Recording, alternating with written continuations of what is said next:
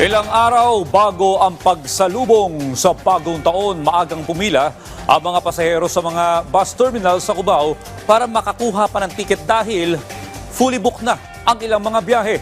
Nagpabalik si Bernard Ferrer. Birthday ngayon ni Micaela, nagkukumog din silang pumila sa bus terminal sa Cubao, Quezon City. Kasama niya ang kanyang pamilya. Ang destinasyon nila ay Baguio City. Papunta po kami sa Baguio kasi doon po namin isi-celebrate yung New Year namin tsaka yung birthday ko po. Sa ngayon, fully booked na ang mga biyahe papuntang Baguio, Bolinao at Alaminos sa Pangasinan, Lingayen sa Dagupan, Olongapo, Iba at Santa Cruz sa Zambales. Lahat ng mga walk-in, ina-accommodate natin. Meron tayong mga pila sa chance passenger. Basta pumila lang po sila, sinisigurado namin na may sasakyan namin sila tong araw na to.